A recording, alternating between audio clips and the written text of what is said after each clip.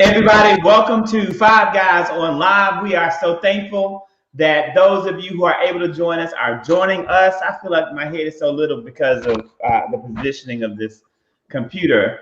But I guess, that's fine because most days my head looks way too big. We do have a very, very full lineup for you guys. I want to begin off by taking a moment to just ask everyone to pray for Sasha Johnson. Sasha Johnson is the leader of the Black Lives Movement in London. She was shot today in the head, and it really has caused a ripple through the activism community. Sasha is a mother. She is a young woman. She is 27, 28 years old. She received multiple death threats as she has done this work in activism. The media is saying that this may not have had anything to do with those death threats. The London authorities said those death threats were not credible. They're saying that she was possibly the victim of rival gang violence. But whatever the case may be, let's pray for her and lift her up because she is in critical condition. She is still alive. And if she is able to endure this, she will have a long road to recovery. So please keep Sasha Johnson, London Black Lives Matter activist, in your thoughts and in your prayers. And with that said, gentlemen, I think it's a great time to go right into our very first story, our very first topic of the night. CJ, this one goes directly to you, my friend. We were talking about this a little bit beforehand. I think it's going to give some great discussion among the guys, but also among the guests. And it is all about the updates to the mask mandate and some companies saying you can come in without that mask if you're vaccinated. CJ, take it away. Yes, so the CDC has released a statement, and also certain states have made a decision, and certain retail stores have made a decision that if you're fully vaccinated, that you no longer need to wear a mask when you come into the establishment. For me personally, I brought this up because I just want to get everyone's opinion and thoughts on this, so people feel safe with this, just because there are a lot of people that are not getting vaccinated. So there's no really way to determine if someone is vaccinated or not, by coming into an establishment with no mask. They could say they've been vaccinated. In reality, they're not vaccinated. We know that there's a large population of people who don't believe in the vaccine just because of their own beliefs and their theory, conspiracy theories. And I do believe this is a way for people that don't believe in the vaccine just to come out now with no mask because they don't want to get they don't want to get the vaccine or whatever. So I just want to get everyone's thoughts and, opinions on how they feel about this, about, are you still going to wear your mask, even if, a local grocery store says, no, you don't have to wear your mask no more, or are you not going to wear a mask? What are your thoughts? This is a great CJ, everybody, for the gentlemen who were not privy to the conversation, because DeAndre, CJ, and I were on first, and DeAndre, of course, had to leave because of reboot. The almighty blue screen with the little dot update. But CJ and I talked about this issue, and it is controversial because I'm happy. I believe in restoration. It's so funny. I was able to take a vacation right before COVID locked the world down, and I was actually in Italy and was literally running from the virus without knowing it. The outbreak started in Milan. That was my first trip part of Italy. Then it was in Florence. Then it was in Rome. And so I actually had my first vacation post-COVID this past weekend. It was a simple 2-day weekend getaway to Miami, and CJ was talking about, people not wearing a mask. I believe that we need to follow the CDC guidelines. And before this happened, I was following the CDC guidelines, and I was advocating for the CDC guidelines, and I still advocate for them. I believe that if you are fully vaccinated and your time frame of the vaccination has passed, I do believe that you can safely travel with less restrictions than other people who are not vaccinated. I also believe that you should, however, wear your mask in large spaces with large people, exactly as the CDC says. If the CDC changes those guidelines, I will change those guidelines. But I do believe that I'm vaccinated for a reason. And with that vaccination comes a little bit more personal liberty and a little bit less fear around COVID-19. That's my No, I agree with you on that last part, Zach. As far as like we're getting a vaccine, it does allow you to live a little bit less more in fear and to do it. We did it for a purpose to slow down the spread. However, I just feel like if they're going to implement these rules, there needs to be some way to actually detect who's vaccinated and who's not. Because by walking into a local store and they're saying you don't have to wear your mask if you're fully vaccinated, how can you tell if someone's vaccinated or not? You can't. I do know in the state of New York that they are not allowing people to come into any establishment unless you actually have your vaccine card with you present. But then we also know there's people out there that bootleg those as well and make money off those. But again, New York is taking that step to making people bring their ID cards in order for them to get into their establishment. I will say I did go to Six Flags over the weekend, and I was actually shocked to see that a lot of people actually had a mask at Six Flags there. And I was talking to DeAndre about this actually, and I would say honestly, like if I had to give a percentage, I would say like probably like maybe 40% of the people had on masks and 60% of people didn't have on masks. But I was still shocked to see that people had on their mask at Six Flags. So one thing also that came up in my research, and I'm actually making a TikTok about this. I know you guys are probably not surprised. Is this? I want to. This was an interesting point of fact. We have talked about on this broadcast vaccine hesitancy among Black people, vaccine hesitancy among Republicans and conservatives. Well, a brand new study of all vaccinated and unvaccinated Americans, published by the New York Times, revealed something that was a little bit different. And it actually showed that Black Americans don't have vaccine hesitancy in the way that we thought. It's not an issue of race, nor is it even an issue of politics, but it's an issue of class and education. Do you? I just want to see if you guys know. Do you know which group of people in America, if they have a college education, are most vaccinated? What race? Latino. Inaccurate. Black women. Black people in general. We actually, Black people that have at least one college degree are the most vaccinated group of college educated people in America, according to what was published by the New York Times. Then it was white Americans and Hispanics. They did not include Asians in this number, however, for whatever reason. And then when it came to uneducated people, it was white Americans, followed by Black Americans, followed by Hispanic Americans, and that was the breakdown. So it laid out and showed that this isn't necessarily a vaccine hesitancy among Black people, but it's vaccine hesitancy among those people that may not be educated or who may not follow science or know the science or who are listening to reputable news sources. So I was really happy to hear that, and it made me really think about how when you look at race and demographics, people want to use that constantly to attack the Black community without looking and probing deeper into those statistics. Because if you look at raw numbers, it may seem like Black Americans are vaccine hesitant. But when you divide them up among something that's an equalizer like education, which all Americans can be divided upon, we see that is not the case. So for those who are like, wow, or interesting statistics.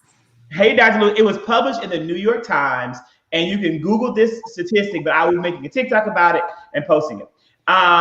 Anything else, guys? Anybody else have a thought before we go to in your story? Yes, sir. Yeah, I think it was interesting. I think at the beginning, as a community, or at least from what I could see on my social media, Black people were more so concerned because it seemed like they were specifically targeting Black people. Like, okay, the first people that we want to get the vaccines are people from low SES communities. And then it became that Dr. Fauci was on the news saying, and for those of you who have vaccine hesitancy, I just want y'all to know that this was created by a sister or by a Black woman or something like that. So I think that, you know, Black people do get hesitant when it seems like people are trying to push something on us. But I've been happy to see, and I think we also everyone was like, all right, we're just going to wait and see, like, you know, how it goes. And then once we see how it goes, then we'll decide whether or not we're going to go and get it. Even for me, I was like, okay, by March, I'll be ready. And that's what I did because that was the plan that I had. So it's good to see so many people getting vaccinated. I still have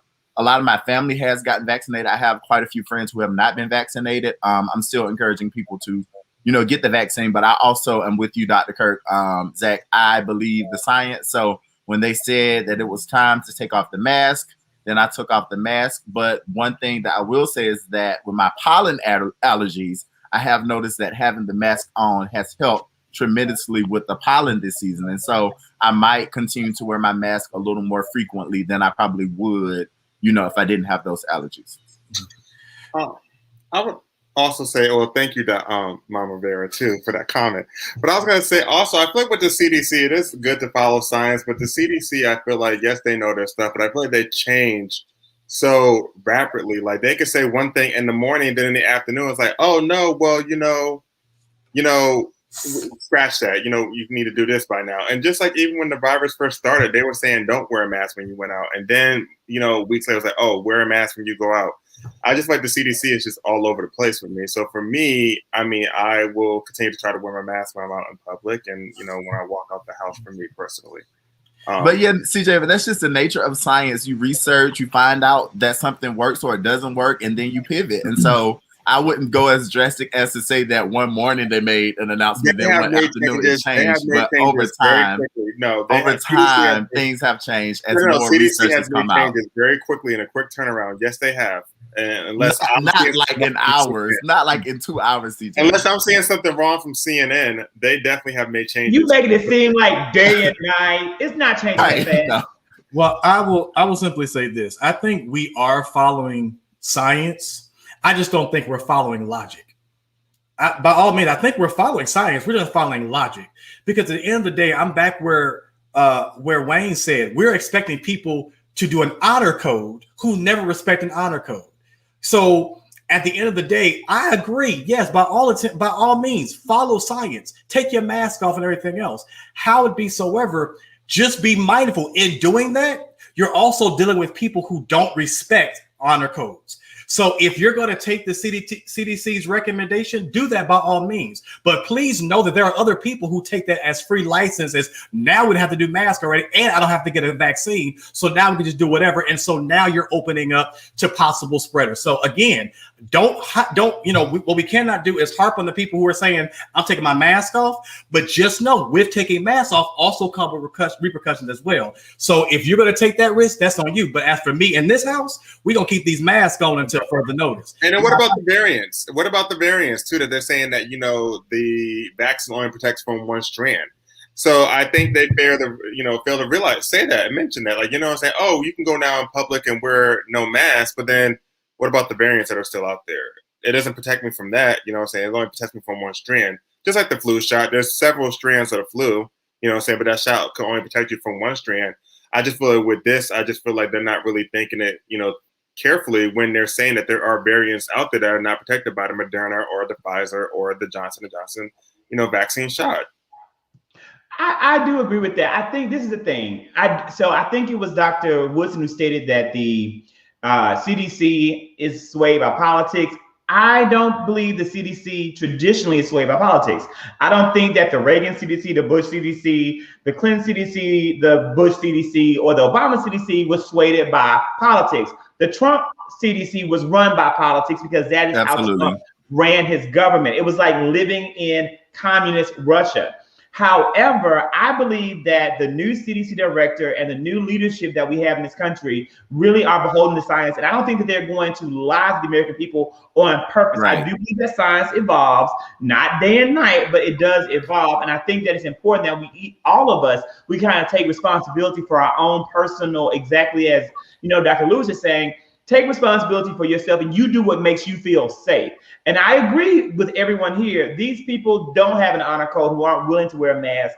And they don't care if you don't. These people were fighting to have their children in school as COVID-19 was spreading at a rapid rate. If you don't care about your own child, you sure as hell don't care about me or a stranger you may not know.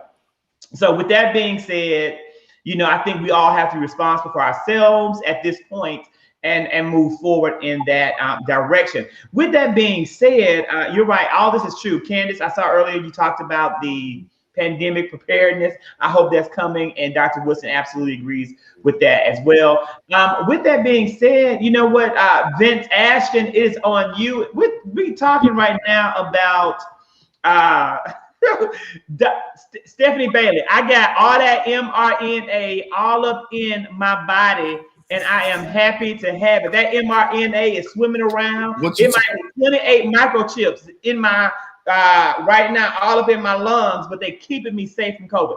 With that being said, Vince Ashton, tell us about Pastor Rudolph and how he did what so many people did fraudulently and out of order. Out of order.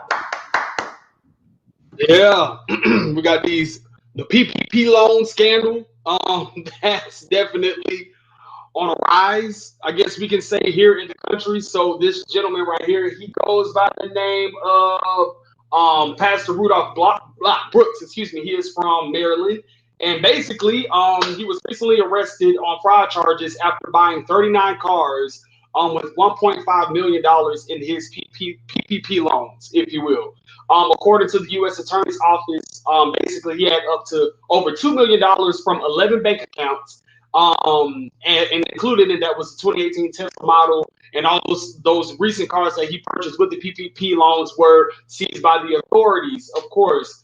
The PPP scandal, I saw this happening, and I was I don't want to say I was waiting to have this conversation, but even during the midst of the quarantine, in the thick of the pandemic, when they offered this service, of course, to protect and assist businesses or what have you, I got hit up by hella people personally about, hey, did you get your PPP loan? They're doing this, they're doing that, and I knew good goddamn well that a lot of my friends did not have businesses, but they were attempting, to fill out for those loans. So some other stats or some other stories that I pulled about this recently. In March, a former mayoral candidate in Georgia was recently arrested over $300,000 in fraudulent PPP. A South Florida tax preparer was accused for submitting approximately 118 fraudulent PPP loan applications. And the numbers and the stories just keep going and keep going and keep going. So I just wanted to throw it out to the gentlemen just to get their thoughts on it. Do you think that the scammers were ever going to get caught? And also, do you feel that so many scammers, embracing this piss poor decision, would this hinder and interfere in the event that our country faces another pandemic or another disaster? Would that sort of make the government apprehensive with assisting the citizens because they were taken advantage of, if you will, this go around? So yeah, I just wanted to talk about this PPP loan scam. Even it's funny because I know CJ was watching Love and Hip Hop Atlanta. I think before we got on the show, one of the stars from Love and Hip Hop Atlanta recently got arrested for the PPP loan scam. So let's talk about it. So for those who don't know, I do work in the financial industry, and I do investigations and internal investigations. And I knew this since last summer that a lot of people were going to get caught up with this. I do know that for a fact. It was just a matter of time. And the way people were doing it, they were doing it so stupid. Like they weren't even kind of covering their behinds. They were doing it so obvious so that they knew they were going to get caught out. Essentially. Now, what the outcome is, I really can't talk on that. But yeah, these people were just submitting these loans left and right, knowing that they were going to get the money because of what the situation was going on at the time. To piggyback on what Vince said, do I think this is going to make it harder in the future for people to get loans? Absolutely. Is the government going to be looking back now at this, and banks as well? Absolutely, because it's just not one bank. It's multiple banks that are going through this situation right now where employees and customers were falsifying PPP loans to get money. And Mama Vera, you don't have to go too far, because I will tell on myself and say I am one of the individuals that actually got one of the PPP loans, but legitimately. So legitimately. But I will say from a legitimately, and got the paperwork to prove it. But from a but to this point, from a nonprofit perspective, and for those of us who did go legitimately, I guess I got irritated because we got put through so much to prove and to show and to do all other things.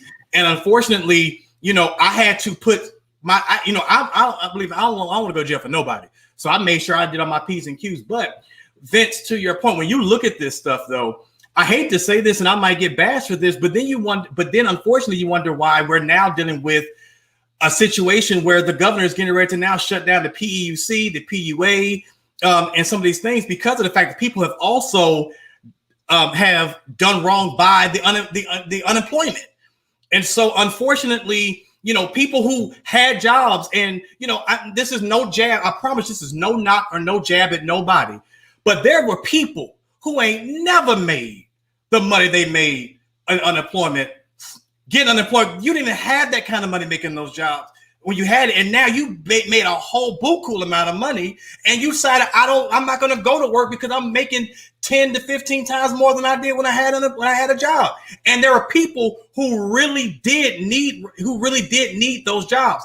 I'm sorry, but if you are an individual who did not need it, then I'm just like, you are putting other people, that's other opportunities for other individuals. Now, Zach, before you go there, I'm not talking about the individual, because I already know where you're about to go. I understand we want to talk about minimum wage and everything else, but there are people who abuse the system. I know them. Trust me, I'm not going to call them out. I know the people who abuse the system, and they did the same thing with the PPP. And unfortunately, there were people who abused the system who got money before there are still people who have been waiting for unemployment for months, who didn't have jobs, who still ain't got unemployment because the people who were abusing it got the money. So at the end of the day, if you were one of those individuals who was abusing the system, your actions have affected people who really had issues, who really had. So, yeah. Go ahead and send your text to your friends and say that Dr. Kirk and Dr. Pickett are friends, because I'm gonna have to go ahead and lock you up. Darius, get the handcuffs ready. Here's the thing. I agree with you that there are people who have capitalized on this moment, but you know what? Good for them, because the capitalists in this country have been capitalizing on them for a long time. The wage slavery that people have been locked into in this country and that is trying to be upheld and supported, and forced labor by Republicans needs to come to an end anyway. There was a beautiful article that talks about a company, and it's a well-known brand. I forget the name of them, where they gave that $15 an hour. They're in a state that doesn't do the requested minimum wage. They're still paying people $7.25 an hour, and then they up to $15 an hour, and they have more applicants for their minimum wage job than in the history of their company. Not only do they have more applicants, but they've also seen an increase in business as a result of it. The community will support their work when they know that they care about the community. The problem is these businesses don't care about the community. They just want low wage labor so they can make even more money off the backs of people, because it is really modern day wage slavery. That is what it is. And so I don't have a problem with the people that you have been breaking your back to work 2 and 3 jobs, trying to support a family and yourself for decades. And now you have a chance to make a little bit more money to survive a pandemic. I am thankful that God made a way, and that Joe Biden also saw right through it by being God's instrument. In regards to those people that have fraudulently stolen a loan, they need to be penalized, but don't penalize them. And I see that continuously. My good friend here, Dr. Washington, has said, what about Joel Osteen? Don't come after little bitty Joe Schmo if you're not gonna come for the big fish. I want to know that Joel Osteen used every single dollar he took from the American government to do the work of God in that church. Because I know if ain't nobody had the money, the resources to survive during the pandemic, it's Lakeside or Lakewood or whatever the name of the church may be. And I, by omission, Zachary Kirk has been a Joel Osteen fan and endorsed Joel Osteen until Joel Osteen let the folks die in Houston from the hurricane that swept through. So, full disclosure, I used to support him, but now I see the light. Yeah, I'm with you. I'm sorry, Vince. I think you were seeing like 40 million. Vince got microchips in it. Vince got the microchips in it. Joel Osteen got 4.4 million. You sound like a robot, Vince. It's the vaccine. It might be your Android. No, I'm on my laptop. But you still have an Android as a user. You still use Android, so it like works on all your devices. Androidism. I was gonna say I didn't. I don't see Nene anymore. Listen, I was gonna say, where is Don't worry. Bam. Listen, I was gonna say I didn't bring my handcuffs for the PPP loan recipients today, so I'll just let y'all continue on with this conversation. Is that better? Yeah, you were. It's fine. It's perfect. Could you hear me? Yes. Yeah. I said I didn't bring my handcuffs. I didn't bring my handcuffs for the PPP loan. We heard you. We were moving on. I just wanted to make sure that y'all knew that, Dr. Pickett. I didn't want you to get offended. It wasn't for you. We were moving on. We heard you. It's DeAndre on the show, not Dr. Pickett. Thank you. Saying what Paul said, $1 million in his PPP loan. It's his number.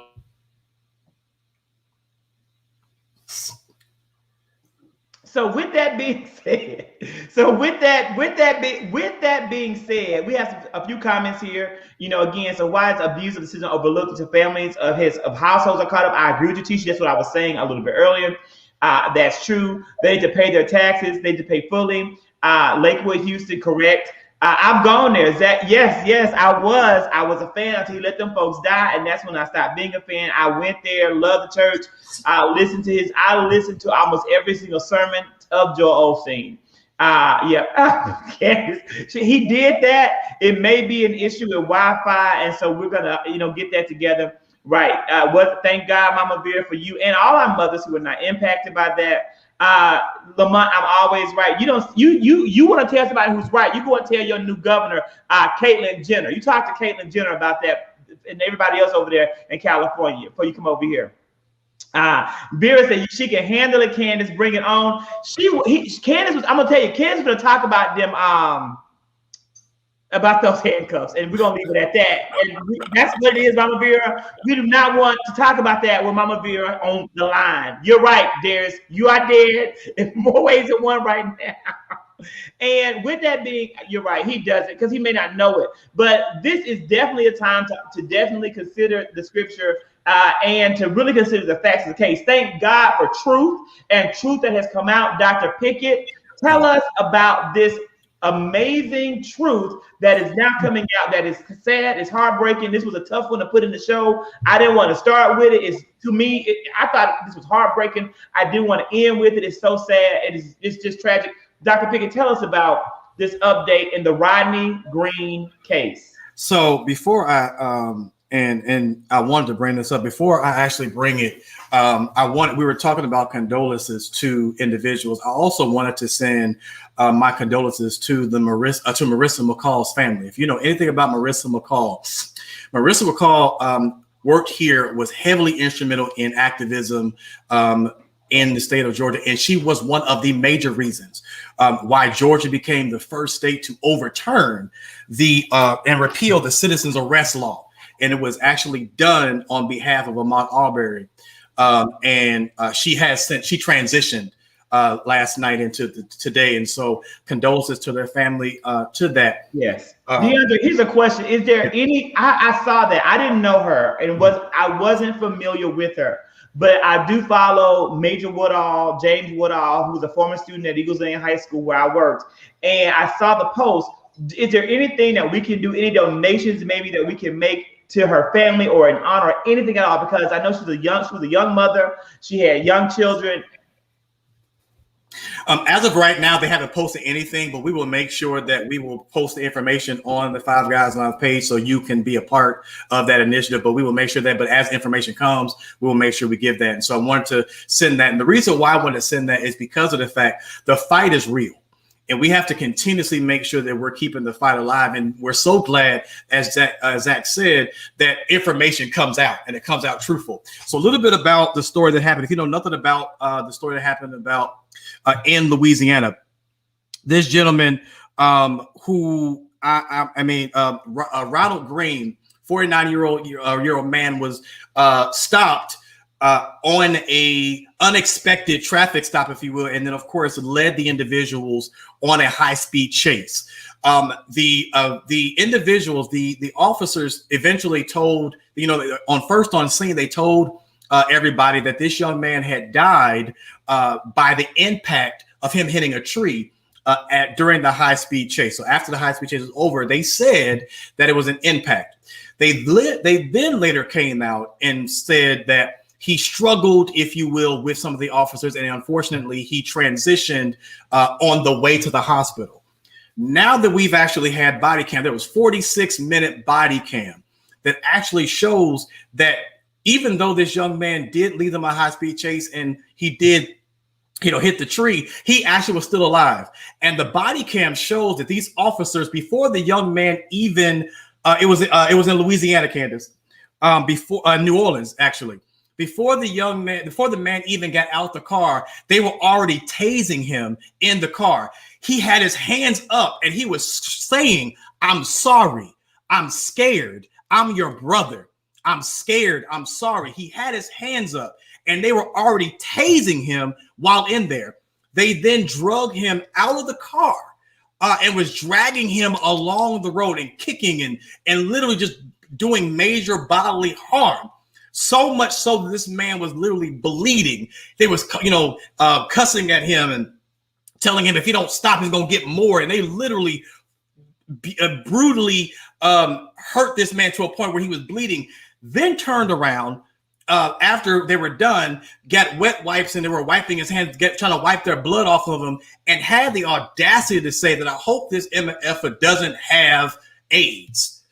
And so this literally was a brutal beating. So they lied and covered up and thought that they were not going to be able to, they were going to be able to cover this up and say that they had, did not do this to this man, but the body cam finally released. And these are some of the things that we've talked about on this show. We've talked about laws in these different states that do not require body cams and don't require things to come out. We've talked about this, and we talk about, having conversations.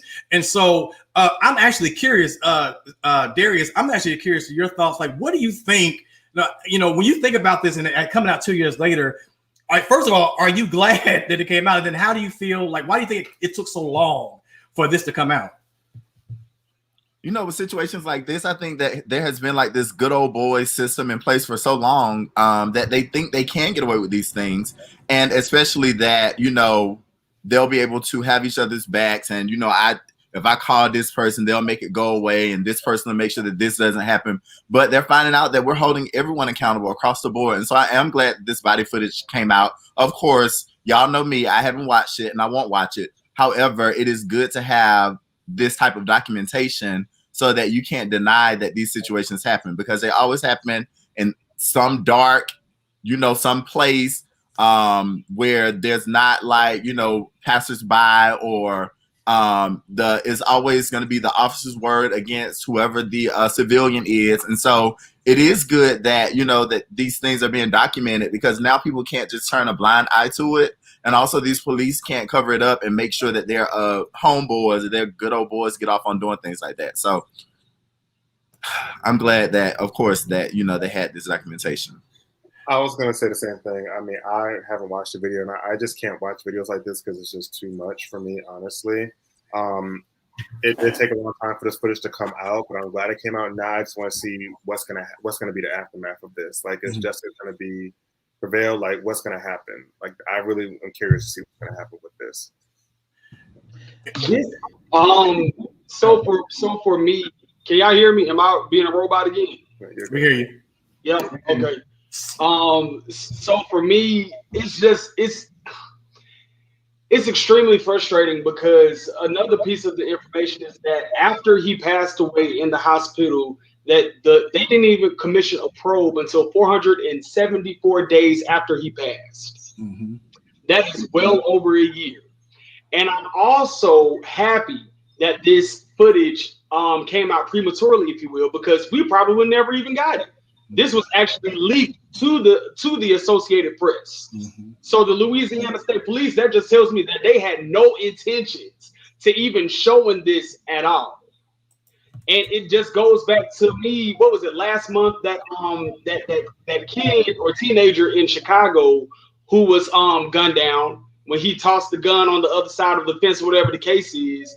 And so the police said that on the police report that the teenager ran at him And then the body cam footage came out, and the teenager was by the fence, and it didn't show any signs of charging. So that goes back to what Darius was saying, like that good boy, that good old boy system. We hiding stuff in police reports. We're trying to put these body cam footage in the archives and bury it in the vault and put a Home Depot over it. And I'm just glad that whomever leaked it to the Associated Press, that it was leaked, because again, like Darius said, it is definitely past time to holding people accountable. And it is my prayer that A.G. Garland commissions another probe, just like he's doing in Minnesota. He needs to do that in Louisiana, because for me, regardless of, and I feel like we've talked about this time and time again in these unfortunate incidents, regardless of what the person did, committed the crime, whatever, they should have due time to let justice run its course in their own situation. Cops have to be the judge themselves. The verdict body off without even letting them, go through their day in court, their day in justice or what. So yeah, So in this situation, it is really one of the most heartbreaking situations, and I think we had some great comments. Yes, Stephanie, he was killed in the process. It took 474 days before we could get to this point to be able to even see what happened. His family deserved better. Everyone deserved better. I do believe that Attorney General Merrick Garland and the Biden administration will also launch a probe into this. I can't see how they won't. I also believe that there will be support from the Louisiana governor, who is a Democrat in the case. But that by no means, from Governor John Bel Edwards, that in no means will fix the problem. The problem is much more deeply rooted, as stated here by Dr. Woodson. I want to, again, and you were talking, Vince, about Adam Toledo, the young man in Chicago, who the body cam footage showed us that there was probably some unjust use of force that took this young kid's life. So again, all of that very tragic, all of that very sad. And, I would say I'm not, every time I want to say I'm not in support of defunding the police, I'm constantly being given and reminded of things like this that move me closer to a place of now not even wanting to use the word police anymore. I believe as a human, as Zachary Kirk, I'll make myself big for this. Here's a clip, because you guys know I'm going to run for office one day in the world. Zachary Kirk firmly believes in law enforcement. I firmly believe in upholding the rule of law in the country to ensure that every American is safe and that our rights are maintained as people from those who would seek to violate those rights. But I don't necessarily think I can believe in policing anymore, because the system has created way too many instances where people who are marginalized have been mistreated. And this is just another example. And the malice that these officers use to take this man's life, to me, rivals anything that we have seen, including as we celebrate and honor the life of George Floyd today. Even this type of malicious murder, to me, supersedes that, because this was done with an intent to take his life with no regard whatsoever. And I hope that they face the full extent of punishment under law that's possible. And as we talk about, I was telling DeAndre about this story too. It reminded me it wasn't exactly the same, but similar to the guy who lost his life in Charlotte when he was driving and he crashed into a tree.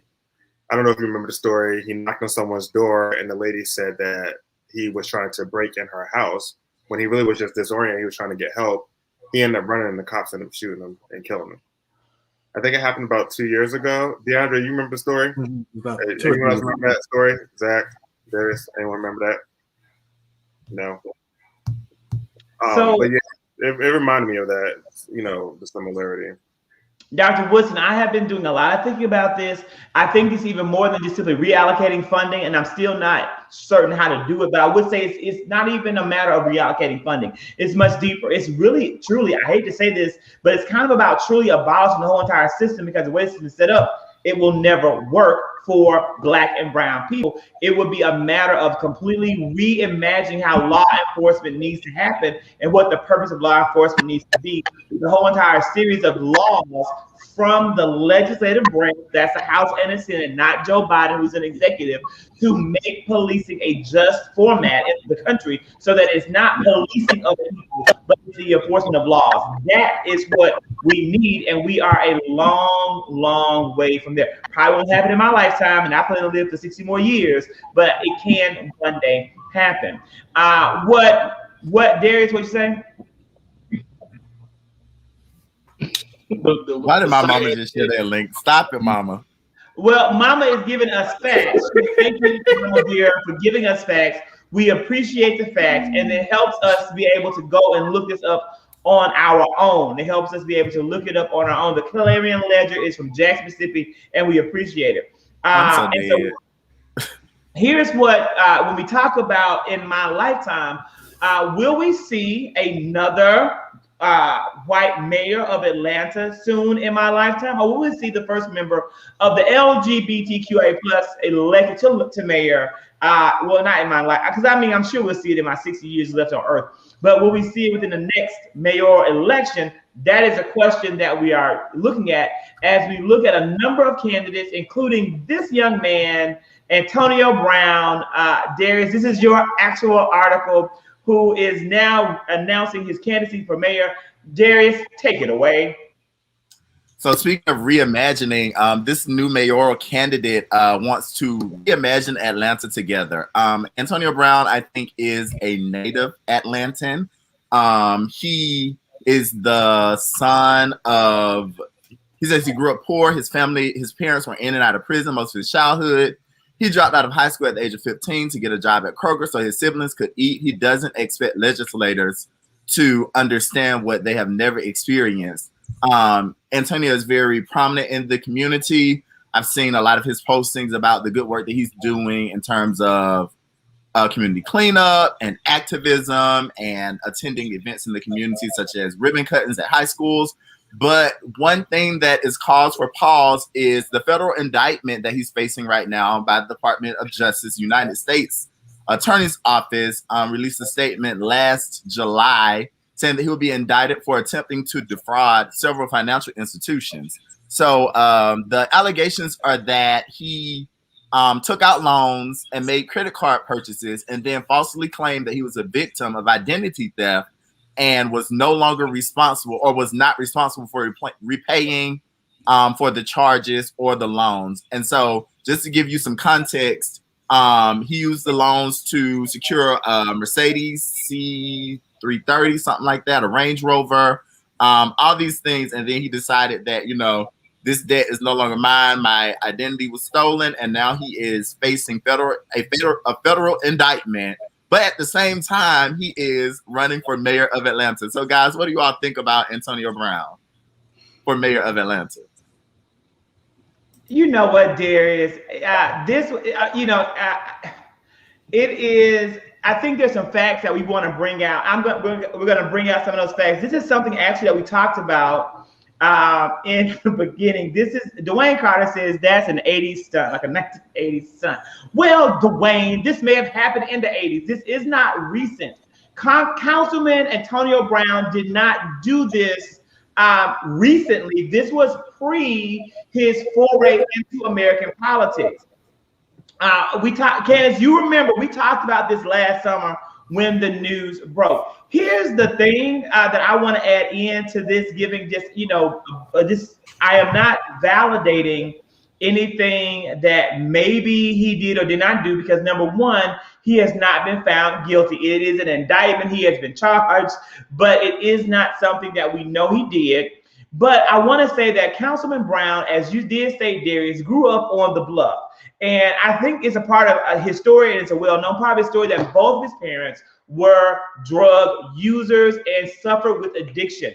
I do believe that Councilman Brown was in and out of the foster care system, and the things that he may have had to do to survive day to day may be a little bit different than what what Zachary Kirk had to do to survive, because I had Deborah and a whole entire network of family members who loved and could take care of us, and me specifically, and help me achieve the goals and dreams that I have.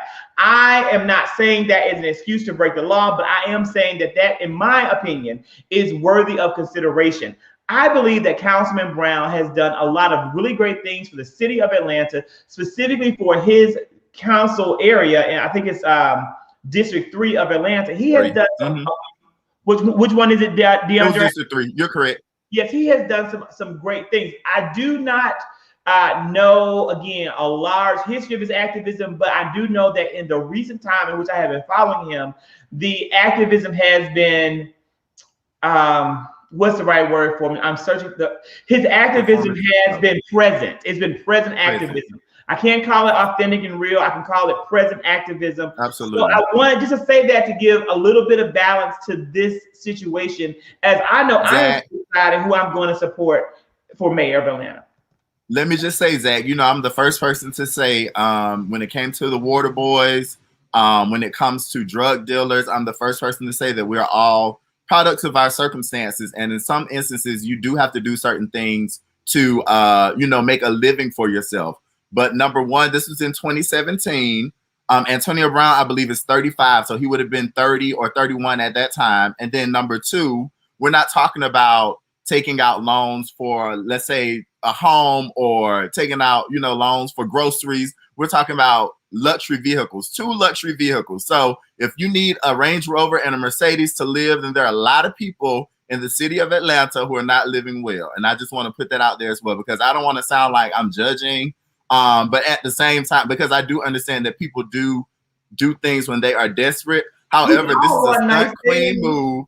This is a stunt queen move to stunt and look a certain way in the public's eye. And I think that if you're going to scam, you should scam from your mother's basement. You should not be scamming from City Hall. He's trying to keep up with the Joneses. So my thing is beyond Antonio, just looking at the other candidates, Felicia Moore has raised over $500,000 thus far in this campaign. Sharon Gay, she has raised over $1,000, but she did take out $1,000 personal loan campaign. So as more on Sharon, she had a lot of she did a lot of lead financing in terms of the Atlanta Station development, the gentrification with Ponce City Market, just a lot of things where, you know, black areas, and now they have these huge condos and just attractions, tourist attractions or whatever. She did a lot of financing for that under the Bill Campbell all the way up until now, or what have you. Then you have Andre Dickens. I don't really know much about him, but apparently he defeated an incumbent, which I guess shows some type of strength. My thing is with the Atlanta mayoral race coming up is who will receive the endorsement from Keisha? Who will receive the endorsement from Stacey? Who will receive? It won't be Antonio. And Warnock, because Atlanta itself, it's too essential for Georgia. It's the reason why Georgia turned blue, you know, push come to shove, and especially for the entire Democratic Party. So I highly doubt that they'll just allow just a random or somebody, you know, ill-equipped, you know, not really experienced, or somebody that may have had a severely tainted past to uphold this city, because it could really interfere with just the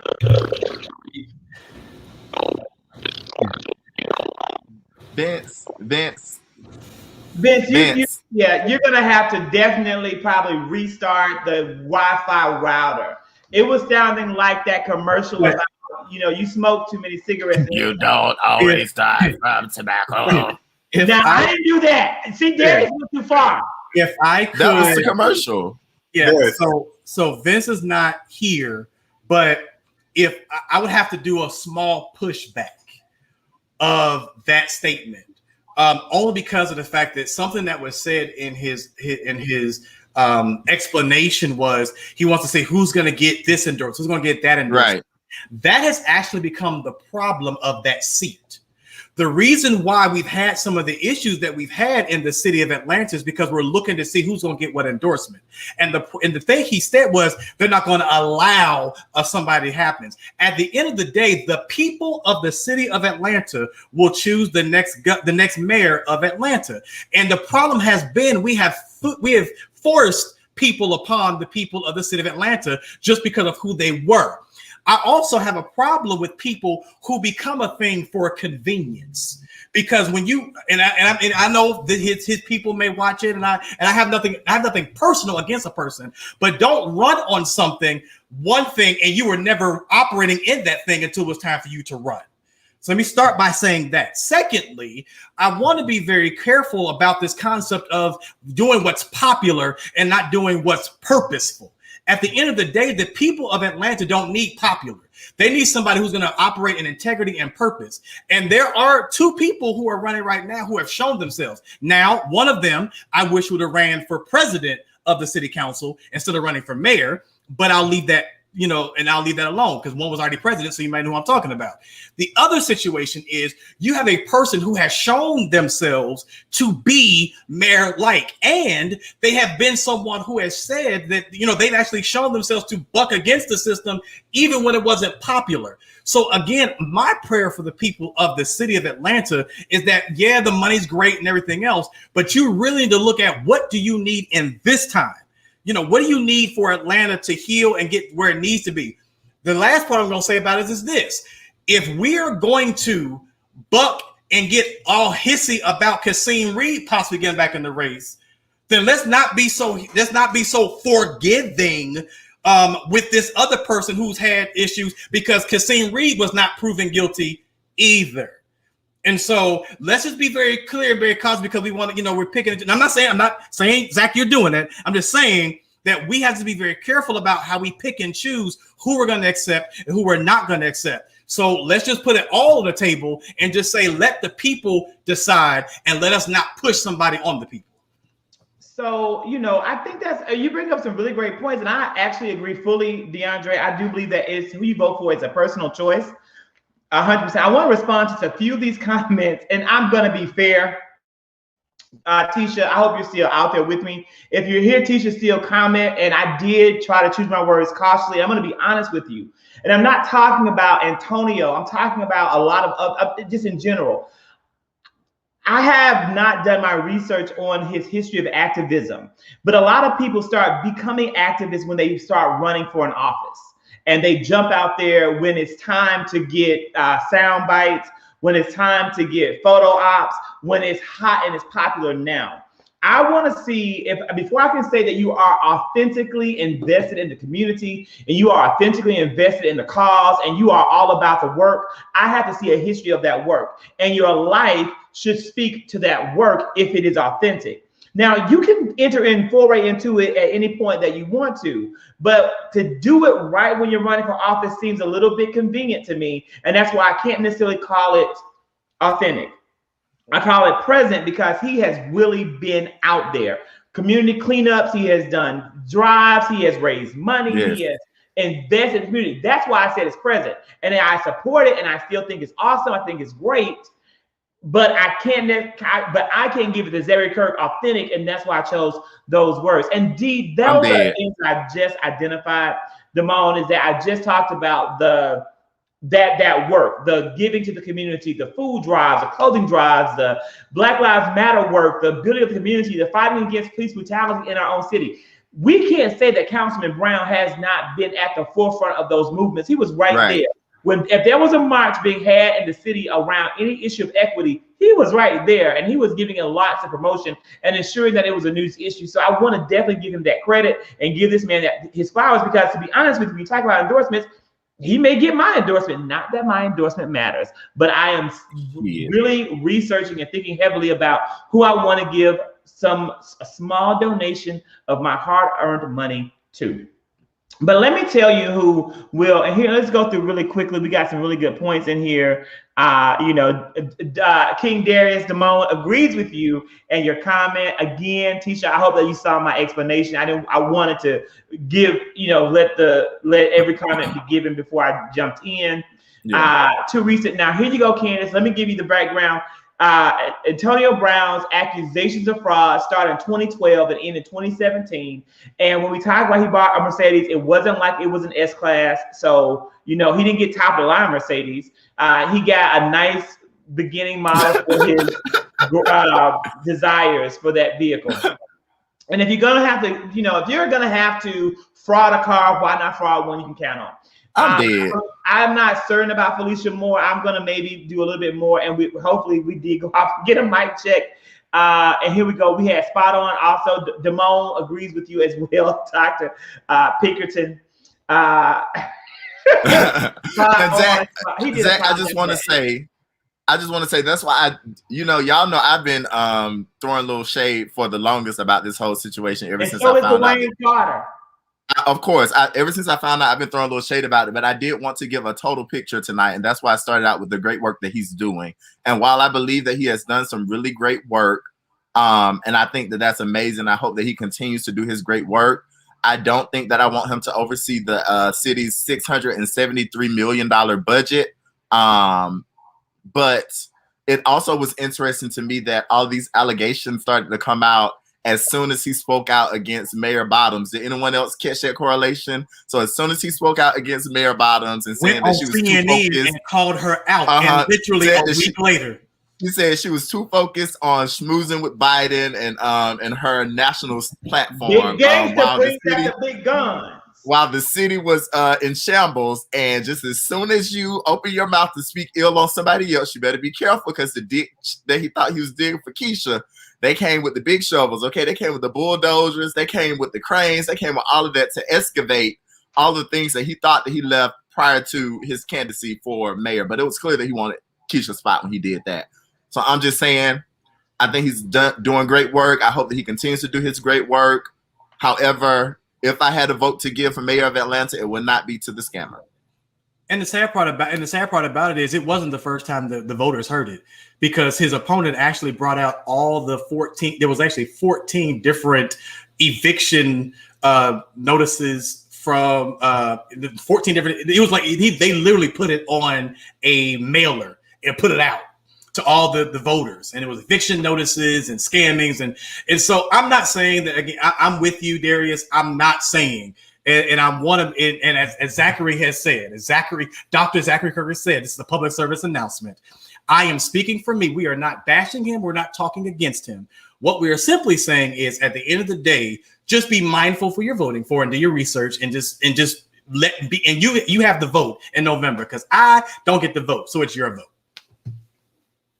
You don't get to vote for the mayor of Atlanta, and none of us get to vote for the mayor of Chicago. However, the mayor of Chicago made big news on last week.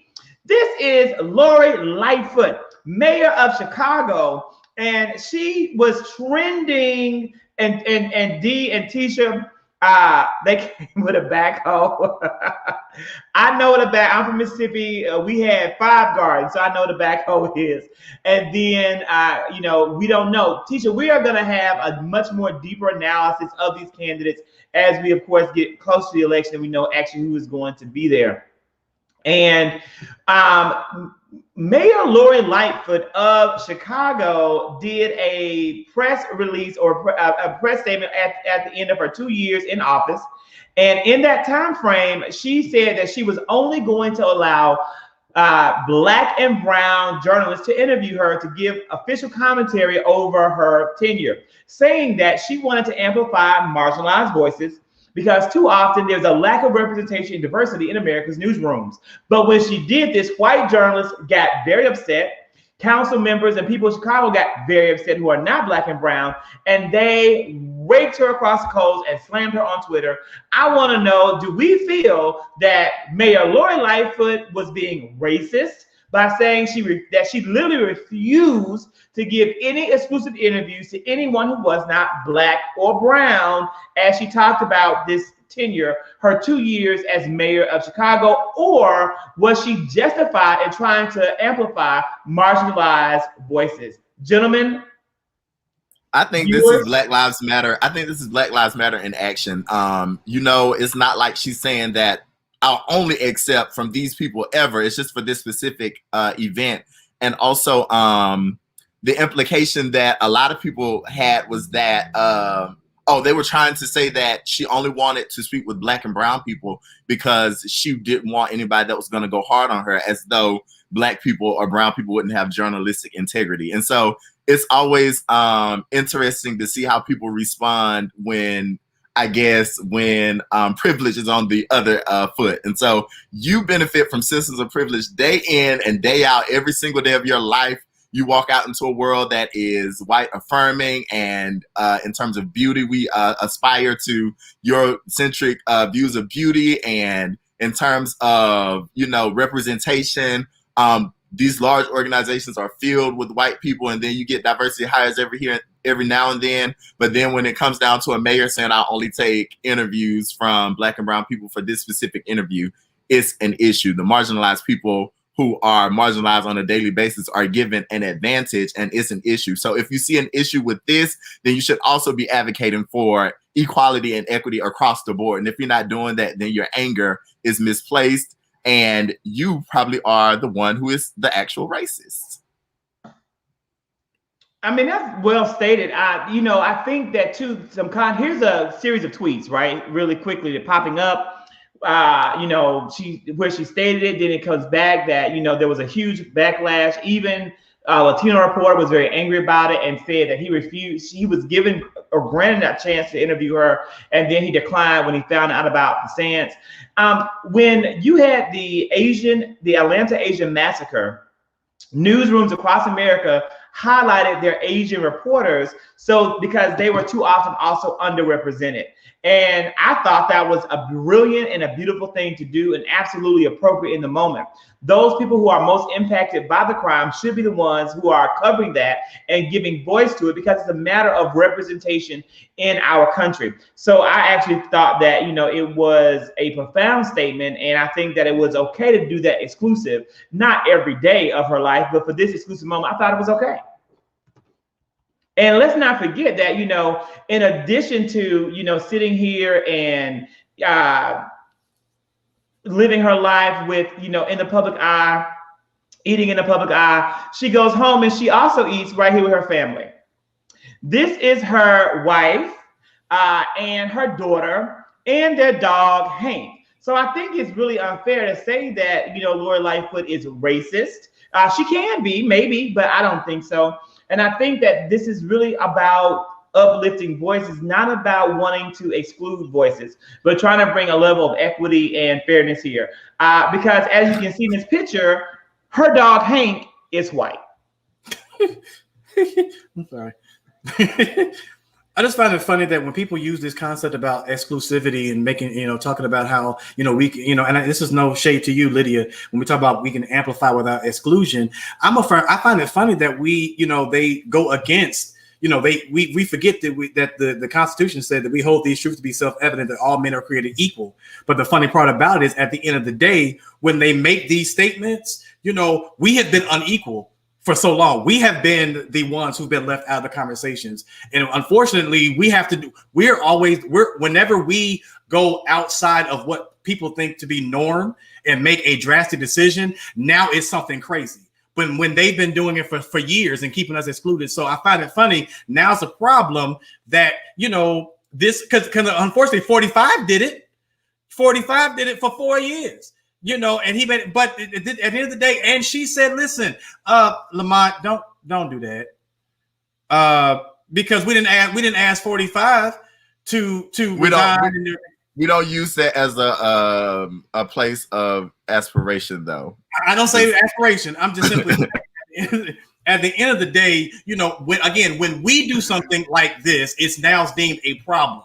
But unfortunately, all because of the fact that we want to create, make sure that we're creating fairness. And what pissed me off was the fact that the Latin journalist who actually got a invitation to to be a part of that, he asked her, well, would you change your statement, now that she said no. So that he declined it. And I feel like that becomes the issue. There's, Black and brown individuals still should be, at least if nothing else, standing behind saying, listen, what she's trying to do is be inclusive to us. And especially when we are the ones being excluded. So why are they not standing up for her? And so that kind of pissed me off.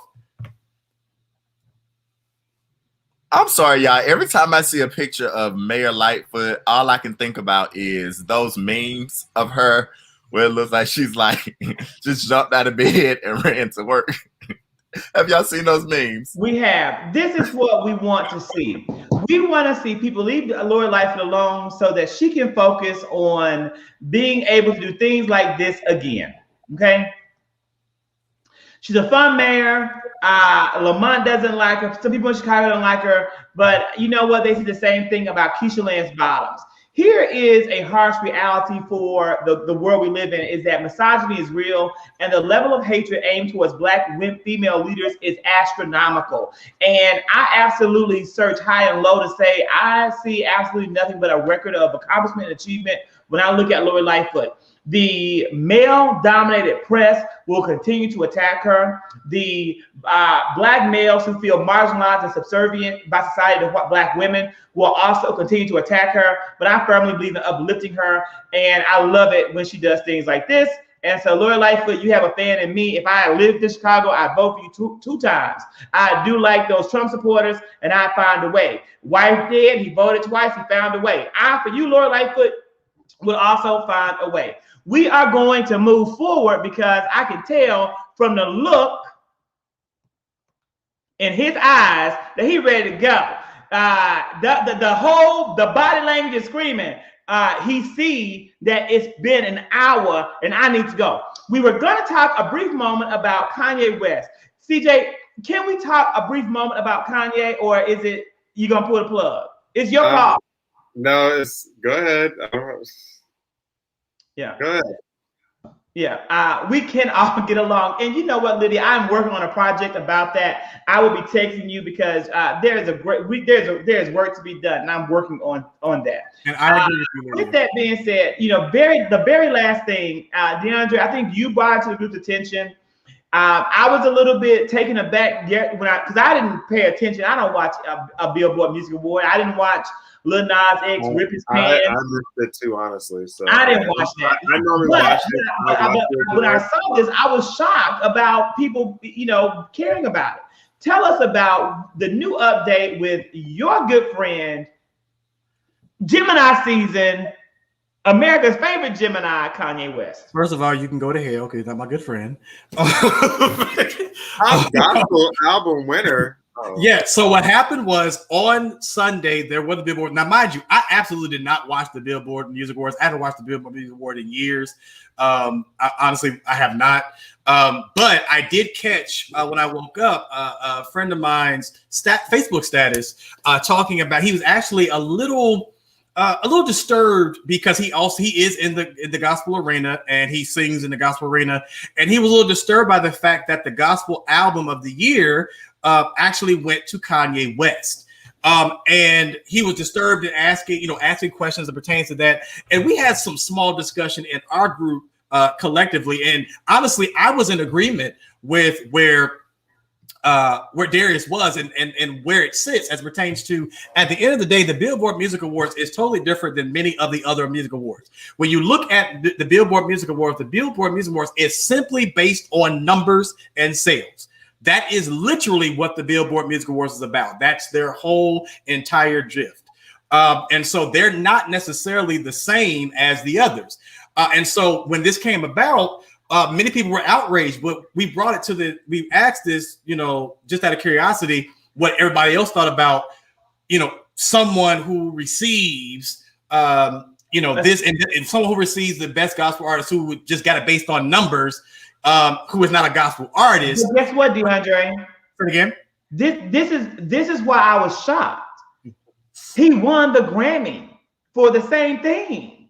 Like that's why I was shocked. Like, yes, he in March he won a Grammy for best gospel artist. Like I saw that, and it just for whatever reason it didn't make noise. So Kanye West, what is it? What's the name of the album? Christ is King or something? Yeah.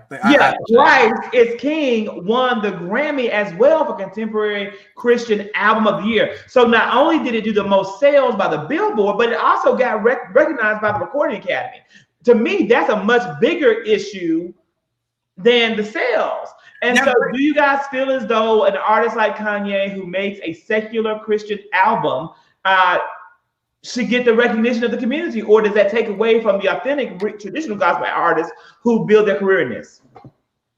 my thing is, I tell you all the time, I don't do the award shows for a number of reasons. However, when I found out the way that like DeAndre said, when I found out the way that Billboard decides their award recipients, then why are we taking issue with Billboard or with Kanye if the problem is that people don't feel like Kanye is an authentic gospel artist? Then the issue should be with the supporters of his album. And the thing about, Christianity or religion or spirituality is that we talk about meeting people where they are.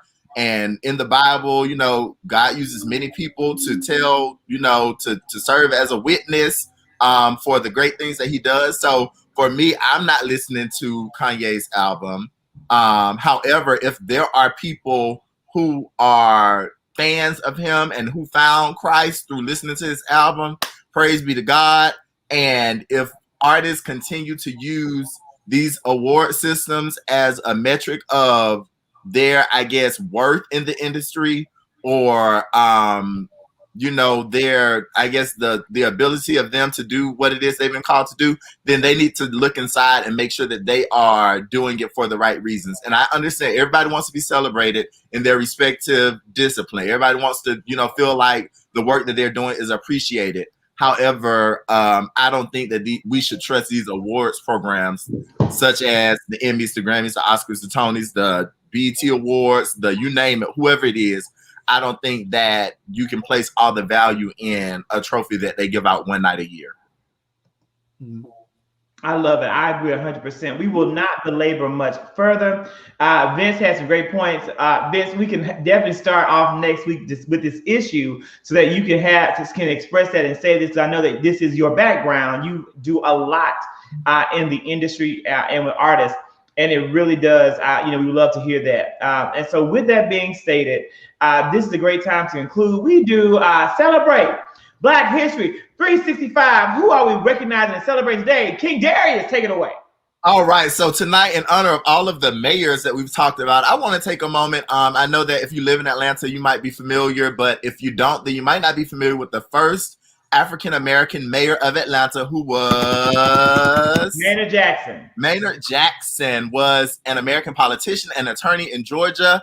He was a Democrat and was elected in 1973 at the age of 35 as the first Black mayor of Atlanta and the first Black mayor of a major city in the South. He served 3 terms from 1974 to 1982, and then from 1990 to 1994, and then